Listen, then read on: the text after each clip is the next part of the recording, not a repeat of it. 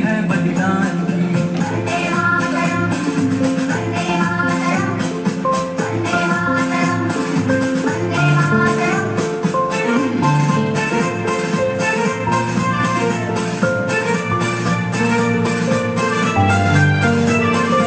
उत्तर में रखवाली करता पर्वत राज विराट है, दक्षिण में चरणों को धोता सागर का सम्राट है।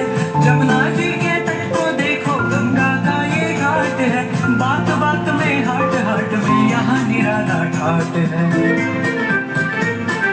देखो ये तस्वीरें अपने गौरव की, अभिमान की, इस मिट्टी से तिलक करो, ये धरती है बलिदान की।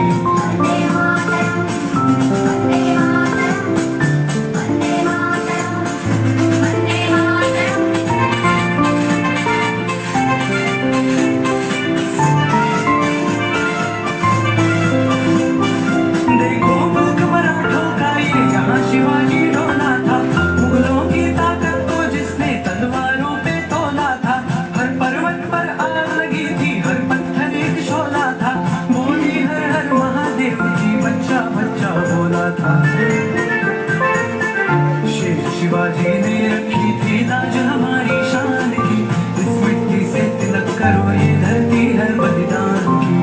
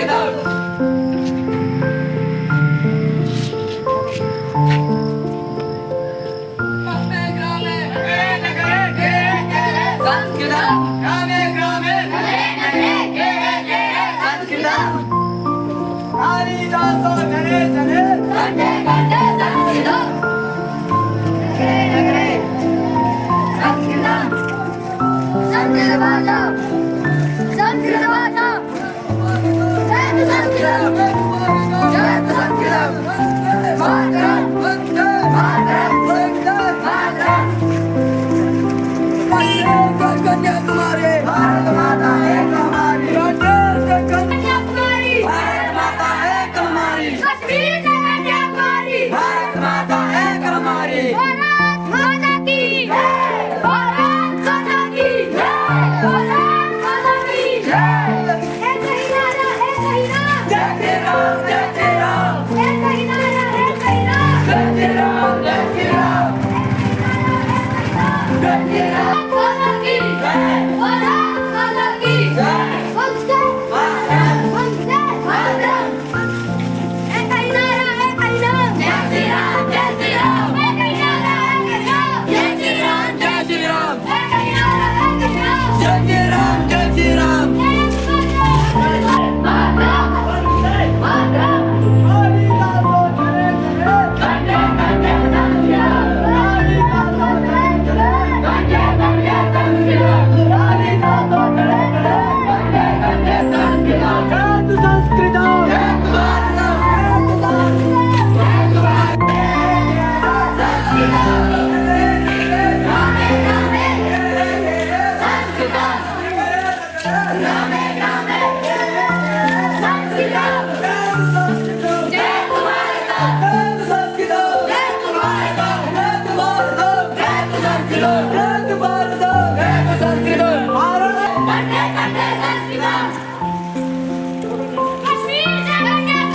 भारत माता एक हमारी कश्मीर से कन्याकुमारी भारत माता एक हमारी कश्मीर से कन्याकुमारी भारत माता एक हमारी जय श्री राम जय श्री राम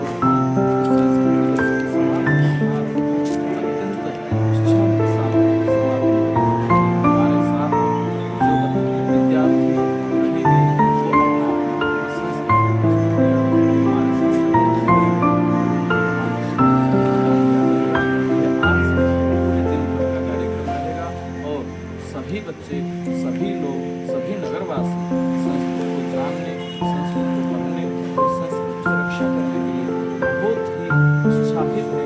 यह जानने के लिए बहुत खुशी है।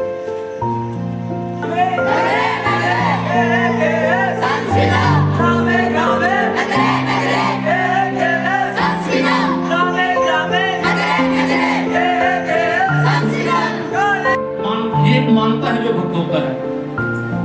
मैं स्कूल के प्रधानाचार्य को और जो हमारे नगर के सभी भी जितने भी सराउंडिंग में जितने भी स्कूल हैं, इन सभी का शुक्रिया अदा करता हूँ कि आप लोगों ने भरपूर तरीके से जो हमारी संस्कृति है इसको कैसे बढ़ावा हो, इसको आपने मनाया है पूरा एक सप्ताह। अलग अलग दिन आपने अलग अलग कार्यक्रम किए और इसकी अब हम इसकी समाप्ति की ओर जा रहे हैं। अभी बच्ची ने बताया कि जो हमारी संस्कृत भाषा है ये क्या है। एक तो देखिए संस्कृत बोलने वाले की वेशभूषा कैसे होती है, ये आपके सम्मुख है। दूर से ही दिखता है कि इनकी पहन क्या है, इनका खान पान, इनका बोलना कैसा होगा, ये हम सीखते हैं। जैसे एक कोई बछड़ा होता है वो कितनी भी गांव के बीच में अपनी मां को ढूंढ लेता है। जो संस्कृति जो इस पे चलने वाले हैं, हम दूर से ही देखते हैं इनका पहनावा कैसा है, इनका बोलचाल कैसा है। दुनिया में सबसे मीठी जो भाषा है वो संस्कृत है। हम इंग्लिश पढ़ते हैं, आपने सुना होगा CUT cut, PUT put, BUT but. कोई तो नहीं कि जूटी आया कट कब बोल दिया, पुट कब बोल दिया। लेकिन संस्कृत एक ऐसी भाषा है, इसमें कोई भी हम त्रुटि नहीं निकाल सकते। इंग्लिश को जैसे केमिस्ट्री बोलते हैं आप, उसके बाद CH से चोपड़ा, वो कितनी फाल्टी सिस्टम है। केमिस्ट्री को केमिस्ट्री बोल दिया, चोपड़ा को चोपड़ा बोल दिया, स्पेलिंग वही रहा CH। इसमें इतने ज्यादा, और सबसे बड़ी बात है कि जो डिक्शनरी इंग्लिश की कितनी है, एक लिमिटेड से इसके शब्द हैं, लेकिन करोड़ों अरबों जो हमारे संस्कृत के जो शब्द हैं, तो हमें इसको मानना चाहिए। अब ऐसे बोलते हैं रामा ग्रह गच्छति, रामा घर को जाता है। अगर उसको ऐसे बोले ग्रह गच्छति रामा, तभी वो ठीक है। अगर इंग्लिश में आप बोल के देख लो किसी भी सेंटेंस को, तो उसमें त्रुटियां आएगी। तो ये कहने का अभिप्राय ये है कि जो हमारी संस्कृति है, इसमें कोई त्रुटियां कोई नहीं निकाल सकते। हमें इस पे, अपनी सभ्यता पे, अपनी संस्कृति पे, हमें इस पे एक अभिमान आना चाहिए। जैसे अभी पाता सर ने बोला कि दूसरे मजहब वाले कहते हैं उनको पढ़ाया गया कि हमारे मजहब सबसे बड़ा है और वो उसी को मानते हैं। तो सबसे जो सनातन धर्म सबसे पहले का है। हमारे जो इंग्लैंड वाले, जो आप देखते हो, जो बाकी जो अमेरिका है, वो अभी तक बसे नहीं थे, तब से हमारे यहाँ वेद ग्रंथ तब से लिखे गए हैं। इसके बाद वहां पर जाके जो बाकी वाले मुल्क हैं, उन्होंने इसके बाद करना शुरू किया। तो मेरा एक तो मैं सभी आपको धन्यवाद करता हूँ कि ये जो भारत सरकार की तरफ से इस संस्कृति को कैसे बढ़ावा चले, उसके लिए सप्ताह मनाए जा रहे हैं। पिछले साल की तरह इस साल भी मनाए गए और आगे भी ये कंटिन्यू रहेगा, ताकि जो हमारी सोई हुई जो समृद्धियाँ हैं, जो हमारा संस्कृति थोड़ी जिसका चरण कम हुआ है, वो आगे प्रगति करे। तो मैं इसी संदेश के साथ कि मुखे मुखे संस्कृतम, ग्रहे ग्रहे संस्कृतम, जने जने संस्कृतम, ग्रामे ग्रामे संस्कृतम, नगरे नगरे संस्कृतम, जयतु भारतम जयतु संस्कृतम। धन्यवाद।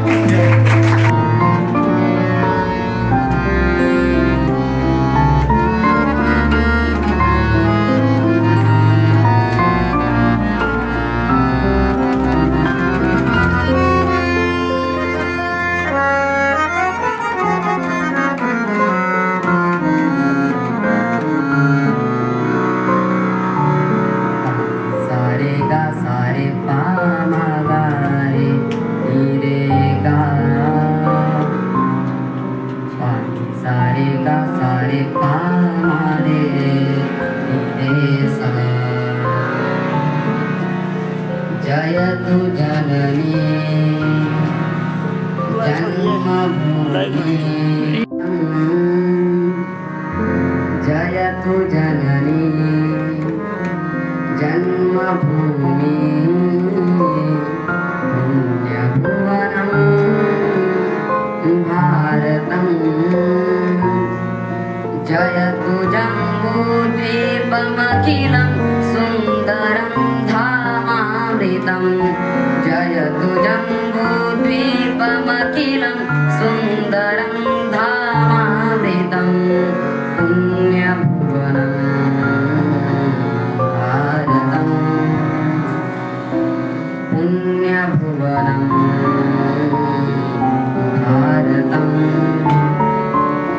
वन्दे मातरं, वन्दे मातरं, वन्दे मातरं, वन्दे मातरं। जयतु जननी जन्मभूमि, पुण्यभुवनं भारतं। जयतु जननी जन्मभूमि, पुण्यभुवनं भारतं। जयतु जम्बूद्वीपमखिलं सुन्दरं धामामृतं। जयतु जम्बूद्वीपमखिलं सुन्दरं धामामृतं। पुण्यभुवनं भारतं, पुण्यभुवनं भारतं। धरित्रीयं सर्वदात्री शस्य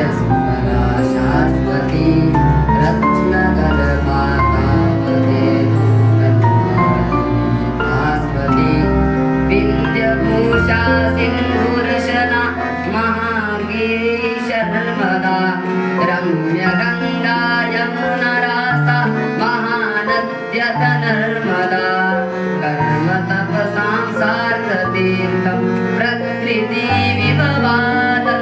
कृत्वा वन्दे मातरं वन्दे मातरं वन्दे मातरं वन्दे मातरं जयतु जननी जन्मभूमि पुण्यभुवनं भारतं पुण्यभुवनं भारतम्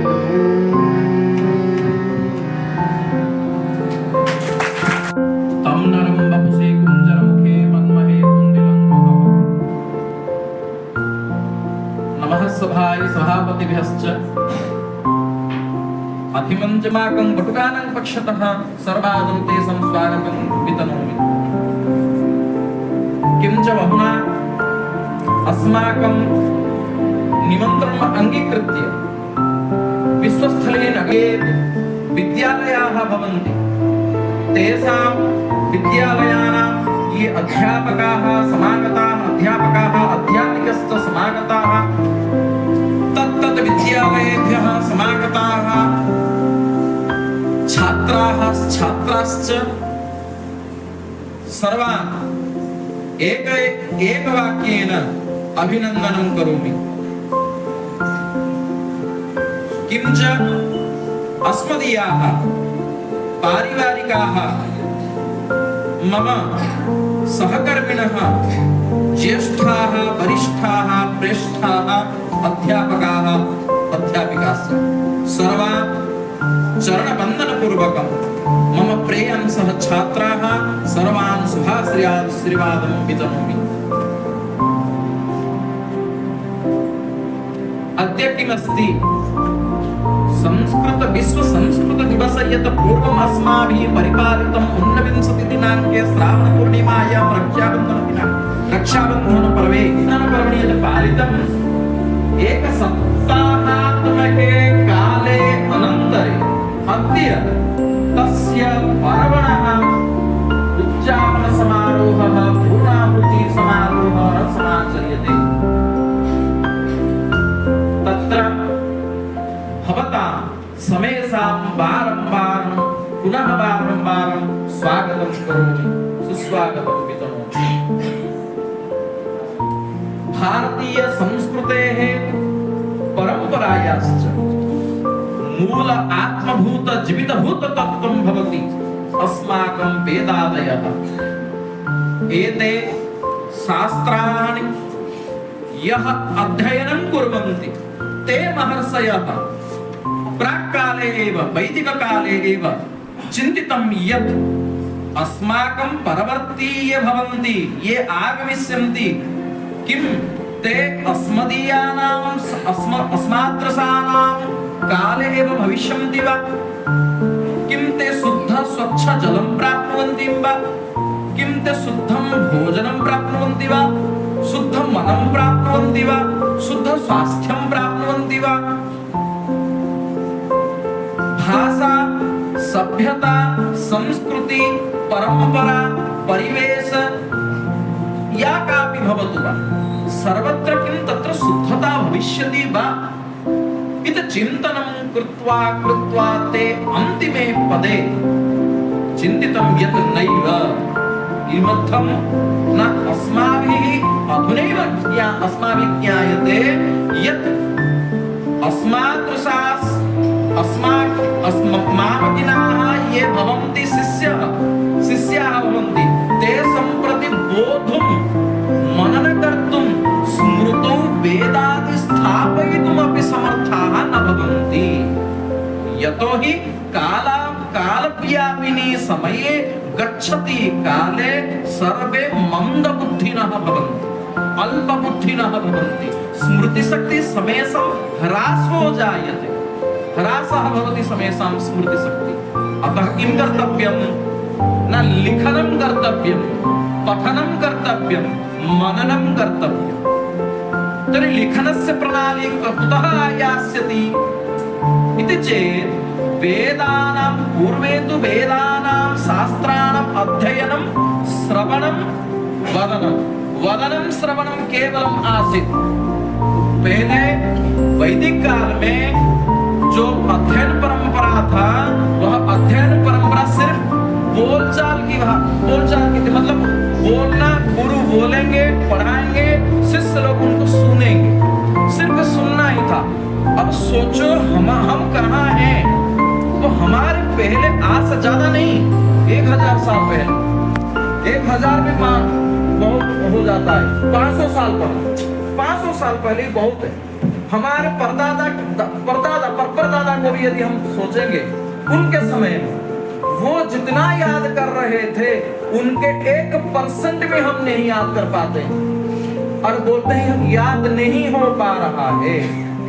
अब दिन ब दिन ये भी सोचने की बात है, एक पिछले साल हम जितने याद करते थे इस साल हम याद नहीं कर पाते, क्योंकि आजकल एजुकेशन सिस्टम में सेमेस्टर सिस्टम हो गया। पिछले तो 2 कक्षा की जो हमारे बुजुर्ग हैं वो तो 8वीं 9वीं 10वीं 11वीं 3-4 का पढ़ते थे, एक परीक्षा देते। अब देखो 4 की पाठ पढ़ाई याद करना, एक परीक्षा देना, वो भी 1000 अंकों की परीक्षा देना। अब उनकी स्मृति शक्ति थी या नहीं थी? अब क्यों नहीं है हमारा? अब हम उनको बोलते हैं ये तो गवार है, वो 10वीं पढ़े हैं, 11वीं पढ़े हैं, 10वीं फेल में मान लो। अब हम यदि MA पास कर लिए, अब हम हमारे सामने वो बन गए गवार। अरे धुरतों, कहाँ आपके सामने वो गवार बने? वो जो इक्वेशन बताएंगे, जो प्रॉब्लम सब सॉल्व कर देंगे 1 मिनट में, तुम कागज पेन रगड़ते रह जाओगे, कर नहीं पाओगे। यही हमारी परंपरा। अब हम पकड़ लिया हाथ में मोबाइल, कैलकुलेटर हमारे सामने आ गया, बहुत सारे, कुछ नहीं।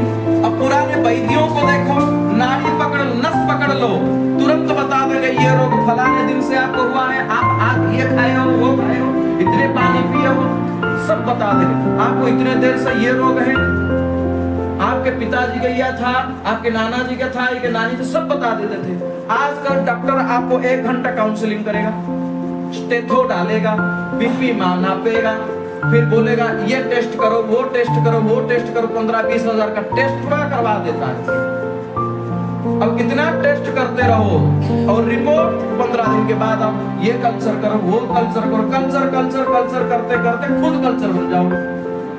लेकिन वैद्य के पास जाओ, उसको विश्वास नहीं करता, क्योंकि सडन रिलीफ हमें चाहिए। अब ये भी पता होना चाहिए कि हमारे प्रोवर्ब है कि धीरे जो पानी चलता है वह आगे जाकर पत्थर को भी काट देता है। ये आयुर्वेद की भाषा। आयुर्वेद ये शब्द है, आयु विन्दति इति आयुर्वेद, जो आयु को बढ़ाता है। आयुर्वेद में सुश्रुत संहिता में, चरक संहिता में एक अध्याय है जिसका नाम है वृद्ध या यौवन, वृद्धात यौवन, शरीर विषय में है। मतलब जो चाहते हैं कि मैं जीवन भर यौवन को प्राप्त करूं, आयुर्वेद की इस्तेमाल करें, हो जाए। आज देखिए हमारे घर में कोई बोलेगा, घर में बुजुर्ग बोलेंगे ये जड़ी बूटी खाओ, वो खाओ, वो खाओ, हम नहीं कहेंगे। शक्कर खाओ नहीं, हनी खाओ नहीं, दूध पियो नहीं, घी खाओ नहीं, ये सब मना करते हैं। लेकिन आपको देखो कैसे बनाते हैं, बलि की बकरा बनाते हैं ये लोग। आगे जाकर धीरे धीरे बना दिए च्यवनप्राश। च्यवन मुनि ने अपने जीवन में, ये च्यवनप्राश कैसे सृष्टि हुआ है देखो मैं बताता हूँ। च्यवनप्राश की जो हिस्ट्री है, च्यवन मुनि ने सृष्टि किए थे। वो इसलिए सृष्टि किए थे अपने गुरुकुल के बच्चों के स्मृति शक्ति और वृद्धत्व को निवारण करने के। बुद्धि शक्ति बढ़े और उनके गुरुकुल के बच्चे पूरे विश्व में प्रतिष्ठित हो जाए। अब वो गुरुकुल में ही जाते थे बच्चों को लेकर पर्वत वगैरह में, वहां से जड़ी बूटी लेकर आते थे, सुखाते थे, कूटते थे और उसको पकाते पकाते पकाते पकाते च्यवनप्राश बना के देते थे बच्चों को। ये थी हमारी परंपरा। आज हम नहीं मानते। डॉक्टर बोलेगा च्यवनप्राश खाओ तो खाओ। ये जो प्रोटीन पाउडर खाते हैं आजकल के बच्चे, ये प्रोटीन पाउडर क्या है, इसमें क्या है? जो गाय खाते हैं मूंगफली की पाउडर, मूंगफली की नहीं, मूंगफली के छिलका की पाउडर, सोयाबीन की पाउडर, जो आपके मक्के हैं उसके पाउडर, सब मिला हुआ है। जो गाय खाते हैं जो खराब है, माह की छिलका की पाउडर, चने की छिलका की पाउडर, इसमें मिलाया गया है और गुड़ की थोड़ा पाउडर डाल के उसको बना दिए प्रोटीन, थोड़ा फ्लेवर देके, वैनिला फ्लेवर, फलाना ऑरेंज करके, क्या ये प्रोटीन पाउडर लो, खा लो, तंदुरुस्त बन जाओ। और उसमें वो स्लो पॉइजन भी डालते हैं ताकि आपको अच्छा लगे और खाते रहो, मरते रहो। एलोपैथी खाएंगे, एक के लिए खाएंगे, दूसरा हमारा निकल पड़ेगा। क्योंकि आयुर्वेद में आप देखेंगे दीर्घजीविता अध्याय में दूसरी पाद में चौथा श्लोक में लिखा गया है, चौथा सूत्र में लिखा गया है कि कैसे आयुर्वेद की संज्ञा क्या। वहां कहते हैं कि आयुर्वेद, एलोपैथी और होम्योपैथी तीनों की संज्ञा दी गई। आयुर्वेद है जो चलता हुआ पानी, वो कहां से निकलता है? मूल से। वो कहां पहुंचता है? न समंदर तक पहुंचता है। एलोपैथी क्या है? बहता हुआ पानी में बीच में छोड़ दो एक पत्थर, क्या करेगा एलोपैथी? जब बीच में पत्थर छोड़ दोगे तो कहीं ना कहीं उसको रास्ता तो ढूंढेगा और रास्ता खोल के निकल जाएगा। कुछ देर के लिए बंद हो जाएगा, 2 मिनट 15 मिनट या एक दिन तक बंद होकर रहेगा, फिर जब उभर जाएगा फिर निकल पड़ेगा। अब हमारा वही हाल होता है। जब एलोपैथी हम खाते हैं कुछ दिन के लिए ये बीमारी बंद हो जाती है, दूसरा बीमारी निकल पड़ता है। अब होम्योपैथी क्या है? नहीं, ये ले लेता है आपके जड़ तक चला जाता है, उसको बंद कर देता है। लेकिन जो आयुर्वेद है वो तुरंत चलता है आपके शरीर में, कहां से ये सृष्टि हुई है उसको पकड़ता और बंद करता। ये हमारे परंपरा।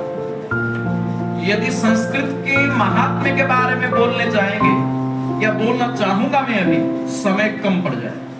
शास्त्रों के महात्म्य के, शास्त्रों के विशद विवरण करना चाहूंगा तो भी समय कम पड़ जाएगा। सुनते रहोगे और चिड़चिड़ापन आ जाएगा कि कितना बोल रहा। मैं इतना बोलना नहीं चाहता हूँ। संस्कृत दिवस की महात्म्य यह है, अपने को जानना, अपने धरोहर को जानना है, अपनी संस्कृति को जानना है, अपनी विरासत को जानना है, खुद को जानना है, अपनी परंपरा को जानना है, पहचानना है, आगे बढ़ाना है। यह चाहना है कि जो मेरा परंपरा थी, जो मेरा विरासत है, जो मेरा धरोहर है, उससे मैं कितना दूर पहुंच गया हूं, अब मुड़ के देखने पर भी मुझे दिखाई नहीं दे रहा है। नहीं, अब मैं आगे नहीं जाऊंगा, आज से पीछे निकल जाऊं, आज से पीछे मुड़ूंगा और उसको पकड़ के मेरे साथ लेकर चलने के लिए सोचूंगा। यही सोच होना चाहिए कि हमारी जो परंपरा है, हमारी जो धरोहर है, हमारी जो विरासत है, हमारी जो शास्त्र परंपरा, अध्ययन परंपरा आदि है, उसको पकड़ो, उसी के साथ आगे बढ़ते चलो, ताकि आगे जाकर कम से कम 5-10 साल के अंदर अंदर भारत विश्व गुरु बनने के लिए कोई हमें रोक नहीं पाएगा और हम विश्व गुरु बना के ही रहेंगे।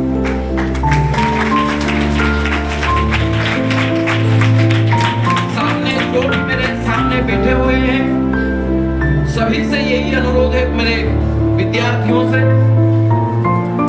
पढ़ो, ख्यालो, ना कि धन कमाने की सीखो। धन कमाने की पढ़ाई करोगे, जीवन भर रोगे, ये मैं आज आपको बता देता हूं। धन कमाने के पीछे मत भागो, अपनी आचार को सुधारो, अपनी संस्कृति को बचाओ, अपनी परंपरा को बचाओ, अपने घर परिवार को देखो। लेकिन विद्या लेना है, ज्ञान और ज्ञान को लेना है, जो ज्ञान आपको आगे बढ़ाएगा। क्योंकि शास्त्र में कहा गया है नहीं बंध्या जीवन बंध्या तुम उसके पास नहीं है, वो सदैव फलप्रसू है। इसलिए वह पढ़ाई करो, वह सभी शास्त्र सभी विद्या अध्ययन करो, एक विषय नहीं सभी विद्या पढ़ो, तब जाकर आगे बढ़ोगे। ये नहीं कोई कहेगा ये आर्ट्स का बच्चा ये कॉमर्स पढ़ा नहीं, ये साइंस पढ़ा नहीं, क्यों नहीं पढ़ेगा? ये साइंस का बच्चा है, इसको सिविल इंजीनियरिंग की पढ़ाई पता नहीं, क्यों नहीं पता है भाई? सब पता। ये तो जनरल है, इसको क्या मेडिकल के बारे में पता?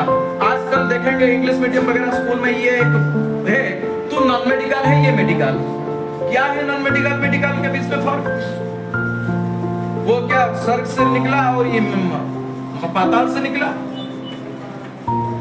वो जो पढ़ रहा है ये भी वही पढ़ रहा है। नॉन मेडिकल मेडिकल क्या फर्क है? हाँ फर्क है इतना ही, वो उसमें कुछ प्रोनाउंसिएशन, कुछ टर्म्स एंड कंडीशंस है, इसमें कुछ अलग सा टर्म्स एंड कंडीशंस। क्यों नहीं पढ़ पाएगा, क्यों नहीं समझ पाएगा? इसीलिए बोल रहा हूं हमारी स्मृति शक्ति को बढ़ाना चाहिए। स्मृति शक्ति धीर शक्ति बढ़ जाए तो हम कहीं ना कहीं पहुंच जाए, ये कोई नहीं बता पाएगा। इसलिए सभी से यह आग्रह करूंगा, पढ़ो अपने जीवन के लिए, ना कि धन के लिए।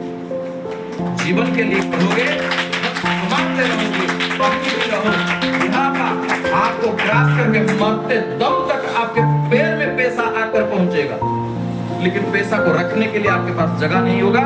यदि ज्ञान आहरण कर लोगे, विद्या अध्ययन कर लोगे, लेकिन वह विद्या वह ज्ञान गुरुमुखी होना चाहिए।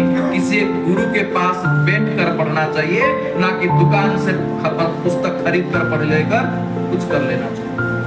गुरुमुखी हो जाओ, गुरु के चरणारविंद में बैठ जाओ, नतमस्तक होकर समर्पित भाव में कह दो, जैसे भगवान जी श्री कृष्ण जी के सामने श्री अर्जुन ने महाभारत कुरुक्षेत्र में कहा है, कार्पण्य दोष बहत स्वभाव कार्पण्य दोषो बहत स्वभाव पृच्छामि त्वां धर्म संव्रजेता यश्रेयसा निश्चित पुरोहितन में शिष्यते अहिंसादिमात्मं प्रपन्नः। कहता है अर्जुन हाथ जोड़कर, हे भगवान मैं आपके शरण में आ गया हूँ, मुझे और कुछ पता नहीं। द्वितीय अध्याय की श्लोक है ये। मैं आपके शरण में आ गया हूँ, मुझे शरण लीजिए और मेरे अंदर में जो कृपण के भाव है इसको विनाश कर दो। इस कृपण के भाव में, इस गर्भ अहंकार अंधकार में मैं इतना फंस गया था, मैं आपको पहचान नहीं पा रहा था, मैं खुद को नहीं पहचान पा रहा था। अभी मुझे समझ में आ गया है, आप मुझे शरण में ले लो और मैं आपको गुरु मान लेता हूँ। आप जो श्रेय है संसार में, जो श्रेष्ठ है वो मुझे बताओ, मैं करने के लिए अभी से तत्पर हूँ। जैसे जिस मार्ग में आप मुझे लेने के लिए कहेंगे, ले जाने के लिए बोलेंगे, उस मार्ग पर मैं जाने के लिए सदैव तत्पर हूँ। वाणी को विराम दे रहा हूँ। जय तो भारतम, जय तो संस्कृत।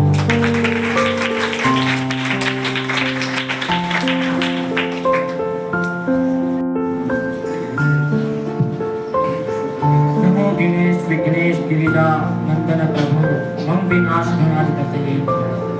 अत्र समुपस्थिताः सभायै सभापतिश्च अधिमञ्च विराजमानाः अतिथयः तथा भूमञ्च विराजमानाः सर्वे अपि संस्कृतानुरागिणः तथा आगताः गुरवः सर्वान् प्रणम्ये।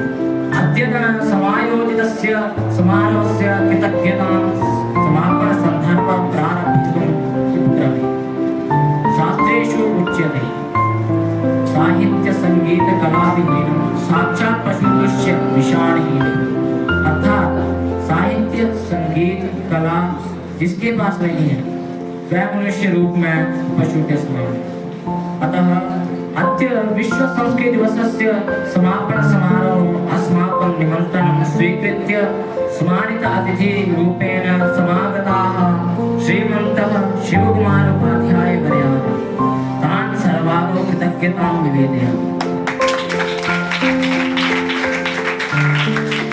सभायाम् अस्यां मुख्य अतिथि रूपेण समागताः अस्माकं प्रियतमाः सुहृदवर्याः व्याकरण विभागस्य अधिकारिणः अजीत कुमार सिंह वर्याः तेभ्यः अपि कृतज्ञतां ददामि।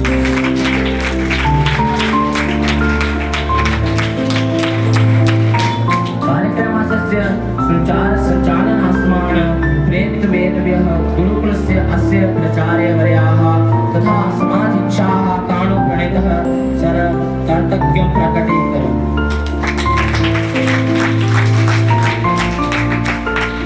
तथैव कार्यक्रमस्य प्राणभूताः सर्वे अपि विद्यार्थिनः सर्वान् धन्यवादान् समर्पयामि। विद्यालयस्य समागतेभ्यः अध्यापक-अध्यापिकाञ्च अहम् अपि चूडामणि संस्कृत संस्थान पक्षतः कार्तज्ञं कुसुमाञ्जलिं निवेदयामि। तथा चूडामणि संस्कृत संस्थानस्य सर्वान् आचार्यान् कर्मचारी अपि कृतज्ञतां व्यवहारित्य विरामयामि।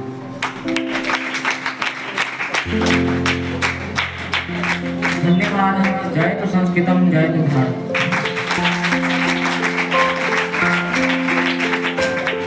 सभी से अनुरोध है कि अपने अपने स्थान पर खड़े हो जाएंगे और उसके भवन्तु सुखिनः सर्वे सन्तु निरामयाः सर्वे भद्राणि पश्यन्तु मा कश्चित् दुःखभाग् भवेत्।